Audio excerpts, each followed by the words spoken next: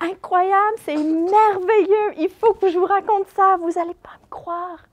Je vais tout vous raconter. Oui, mais ça commence triste parce que savez-vous, j'ai vu, ils ont mis Jésus sur la croix. Ils l'ont tué.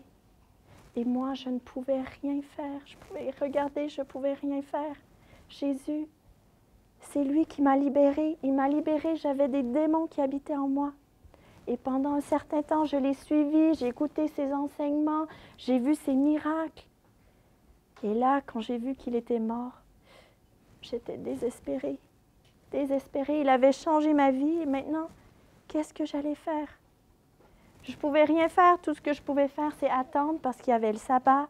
Et puis là, ce matin, je me suis levée tôt, alors qu'il faisait encore noir, avec des amis. On est allé au tombeau. Ah oui, j'ai oublié de vous dire, je l'ai même vu, ils l'ont mis dans un tombeau et ils ont mis des gardes devant pour le garder. Donc, alors qu'on se promenait, on se rendait au tombeau, on s'est dit, mais qu'est-ce qu'on va faire? C'est qui va rouler la pierre? Mais quand on est arrivé, il n'y avait plus de garde. Je ne sais pas où ils sont partis. Et même, la pierre était roulée. On a regardé, j'ai regardé à l'intérieur, je suis allée très vite, il n'y avait rien.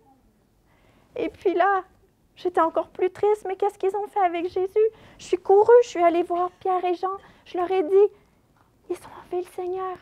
Et donc, eux, ils sont venus, les deux, ils ont couru, ils sont rentrés dans le tombeau. Même chose, ils ont vu qu'il n'était pas là, mais ils ont vu les bandelettes que le corps de Jésus avait été enveloppé. Ils étaient par terre, pliés, et puis celui qui était sur son visage, il était placé à un autre endroit. Et eux, ils sont partis. Et moi, j'étais tellement triste, je suis restée là à pleurer. Comment c'était possible? Et puis là, j'ai décidé moi-même de rentrer, de regarder un petit peu à l'intérieur du tombeau. Et quand j'ai rentré, j'ai vu 2 anges qui étaient assis à l'endroit où Jésus était. Et puis, il m'a dit, oui, j'en ai qu'un ici, il m'a dit, « Femme, pourquoi pleures-tu? » Et là, j'ai entendu derrière moi, je n'arrivais pas, je pleurais tellement, donc je n'arrivais pas trop à voir. Ça devait être le jardinier. Et puis il m'a dit la même chose. « Femme, pourquoi pleures-tu?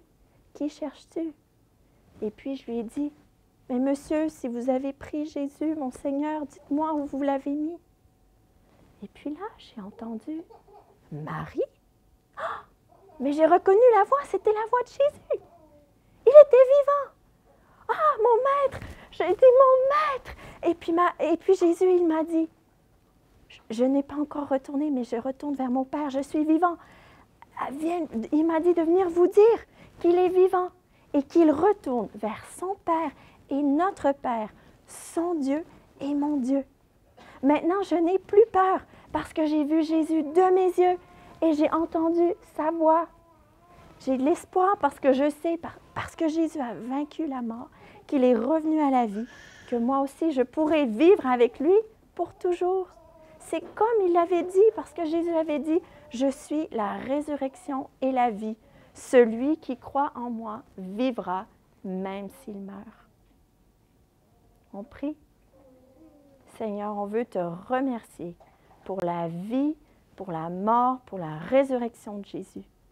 Merci parce qu'on peut vivre avec toi, on peut te connaître. Merci pour cette joie de Pâques. Aide-nous aussi à pouvoir la partager. On t'aime, Seigneur. On prie ces choses au nom de Jésus. Amen.